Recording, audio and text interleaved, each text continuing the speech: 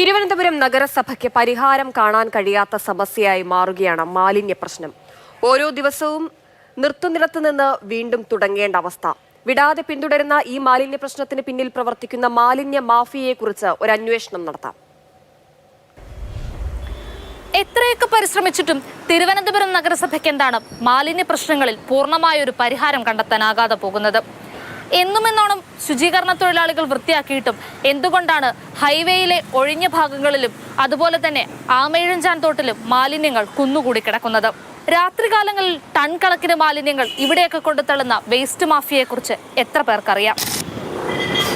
ഇക്കാണുന്നത് Thampanoor railway സ്റ്റേഷനോട് ചേർന്നുള്ള ആമയിഴഞ്ചാൻ തോടിന്റെ ഭാഗമാണ്. ആ കാണുന്ന യന്ത്രം ഉപയോഗിച്ച് ഇവിടുത്തെ മാലിന്യങ്ങൾ നീക്കം ചെയ്യുന്നതിനായി ജെൻ റോബോട്ടിക് ഇന്നോവേഷൻസും അതുപോലെ തന്നെ നഗരസഭയും ചേർന്ന് പ്രവർത്തിക്കാൻ തുടങ്ങിയിട്ട് മാസങ്ങളായി. പക്ഷേ ഈ അവസ്ഥയ്ക്കൊരു മാറ്റമില്ല. മാലിന്യ മാഫിയകൾ നഗരത്തെ മലീമസപ്പെടുത്തുവാൻ തുടങ്ങിയത് ഇന്നോ ഇന്നലെയോ അല്ല. ഹോട്ടൽ മാലിന്യങ്ങൾ വലിയ തോതിൽ ശേഖരിച്ച് പൊതുയിടത്ത് തള്ളുന്ന ഇത്തരം അനധികൃത ഏജൻസികളെ കൊണ്ട് പൊറുതിമുട്ടിയിരിക്കുകയാണ് നഗരസഭയിലെ ശുചീകരണ തൊഴിലാളികൾ. സിറ്റിക്കകത്ത് തന്നെ കരിമടത്തുനിന്ന് കുറേ പേരുണ്ട്. മുമ്പ് ചുള്ളക്കകത്തുനിന്നുണ്ടായിരുന്നു. മുമ്പ് അവരൊക്കെ ഒരു തോന്നി. ഇപ്പം കരിമടത്തുള്ള ടീമുകളാണ് മാക്സിമം പ്രശ്നമായിട്ട് വന്നിട്ടുള്ളത്. എസ്കോർട്ട് വരും. അവർ വന്ന് നമ്മൾ എവിടേക്ക് ഇരിക്കണമെന്ന് അവർക്ക് വിളിച്ച് പറയും. വിളിച്ച് പറഞ്ഞതിന് ശേഷം ഇന്ന സ്ഥലത്ത് ആളിരിപ്പുണ്ട്, അവിടെ പോകണ്ട, ഇന്ന സ്ഥലത്ത് പോകാൻ പറയും. അങ്ങനെയാണ് അവർ ചെയ്യുന്നത്. വണ്ടി ഓടിച്ചത് വലിയ ആളാണെങ്കിലും കൂടെ ഇരുന്ന് വേസ്റ്റ് ഇടുന്നത് കൊച്ചിറക്കനാണ്. അവൻ നമ്മളെ കണ്ടപ്പോൾ ഇങ്ങനെ മിണ്ടാതെ നിൽക്കുന്നു. മറ്റവൻ ഇറങ്ങി ഓടുന്നു. അവർക്കറിയാം ഇവനെ പിടിച്ചാൽ ഒന്നും ചെയ്യില്ല, മറ്റവനെ പിടിച്ചാൽ നമ്മൾ കൊണ്ടുപോകുന്നറിയാം. തുച്ഛമായ ലാഭം പ്രതീക്ഷിച്ചുകൊണ്ടും മാലിന്യങ്ങൾ തരംതിരിക്കാനുള്ള മടി കൊണ്ടുമാണ് പലരും അംഗീകൃത ഏജൻസികളെ സമീപിക്കാത്തത്.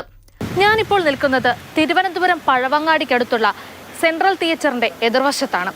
5 വർഷങ്ങൾക്ക് മുൻപ് ആമയിഴഞ്ചാൻ തോട്ടിലെ മാലിന്യങ്ങൾ നീക്കം ചെയ്യുന്നതിനായി ഇറിഗേഷൻ ഡിപ്പാർട്ട്മെന്റ് ഇവിടെയുള്ള ഫെൻസിംഗ് പൊളിച്ചു നീക്കിയതാണ്. ഈ 5 വർഷങ്ങൾക്കിപ്പുറവും ആ ഫെൻസിംഗ് പുനഃസ്ഥാപിച്ചിട്ടില്ല. ഫെൻസിംഗ് ഇല്ലാത്തതും ഇവിടെ എങ്ങും ഒരു സ്ട്രീറ്റ് ലൈറ്റ് ഇല്ലാത്തതും രാത്രികാലങ്ങളിൽ വേസ്റ്റ് മാഫിയയ്ക്ക് വലിയ തോതിൽ ഇവിടെ കൊണ്ടുവന്ന് മാലിന്യങ്ങൾ തള്ളുന്നതിനുള്ള വഴിയൊരുക്കി കൊടുത്തു. മാലിന്യം തള്ളാനെത്തുന്നവരെ തടയാൻ ശ്രമിച്ചതിന് പലപ്പോഴും നൈറ്റ് സ്ക്വാഡിലുള്ള ജീവനക്കാർ ഇവരുടെ മർദ്ദനത്തിന് ഇരയായിട്ടുണ്ട്. 4:30 മണിയായപ്പം ഫോർട്ട് ആശുപത്രിയുടെ നേരെ എതിർവശത്തെ ടീ ഷോപ്പിൽ നിന്ന് രണ്ടാമത്തെ ലോഡ് എടുത്തുകൊണ്ട്. അപ്പോൾ ഇവർ വണ്ടി ഓഫ് ചെയ്തിട്ടില്ല. ഒരു പുള്ളിക്കാരെ ഇറങ്ങി സാധനം എടുക്കണ്, ഒരാൾ വണ്ടിക്കകത്തിരിക്കുന്നു. ഈ ചേട്ടൻ നേരെ വണ്ടി കൊണ്ട് ഫ്രണ്ടിൽ പോയതും ഇവർ ഫാസ്റ്റ് കയറിയിട്ട് വണ്ടി അങ്ങ് എടുത്തപ്പോൾ എനിക്ക് മനസ്സിലായ വണ്ടി ഇടിക്കുമെന്ന്. ഇവർ പറയുകയും ചെയ്യണമുണ്ട്, ഇടിയിടാമെന്ന് പറയുകയും ചെയ്യണമുണ്ട്. ഞാൻ വണ്ടിയിൽ നിന്ന് ചാടി നേരെ വന്ന് വണ്ടി ഹാൻഡിലിടിച്ച് സുരേഷ് ചേട്ടൻ വീഴുന്നു. സുരേഷിൻ്റെ പുറത്തൂടെ ബൈക്ക് വീഴുന്നു.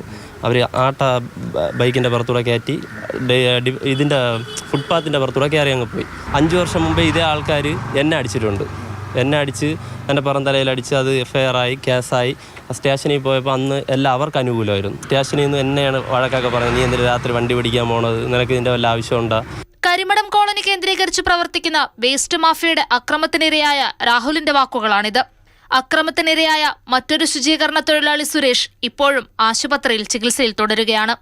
ഈ കേസിൽ CPM പ്രവർത്തകനായ ഷമീർ, കരിമടം സ്വദേശിയായ സുരേഷ് എന്നിവർ പിടിയിലായി. സംശയം തോന്നാതിരിക്കാൻ സാധാരണ പാസഞ്ചർ ഓട്ടോയിലാണ് ഇവർ എത്തുന്നത്. വടിവാളടക്കമുള്ള മാരകായുധങ്ങൾ ഇവരുടെ പക്കൽ കണ്ടതായി തൊഴിലാളികൾ പറയുന്നു. തിരുവനന്തപുരം നഗരസഭയെ അപ്പാടെ പിടിമുറുക്കിയിരിക്കുന്ന ഈ മാലിന്യ പ്രശ്നത്തിന് ഒരു പരിഹാരം കാണണമെങ്കിൽ ആദ്യം അതിന്റെ ഉറവിടത്തെ ഇല്ലാതാക്കണം. അതിനാദ്യം മാലിന്യ മാഫിയകളെ തുടച്ചു നീക്കണം. ഇനി ചോദ്യം തിരുവനന്തപുരം നഗരസഭയോടും സംസ്ഥാന സർക്കാരിനോടുമാണ്. എന്തുകൊണ്ട് ഇത്തരം മാഫിയകൾക്ക് മേൽ പിടിവീഴുന്നില്ല? എന്തുകൊണ്ട് അവരെ ഇല്ലാതാക്കാൻ ശ്രമിക്കുന്നില്ല, പകരം വളരാൻ അനുവദിക്കുന്നു? ഇന്ദുലേഖ രേണു, മാതൃഭൂമി ന്യൂസ്.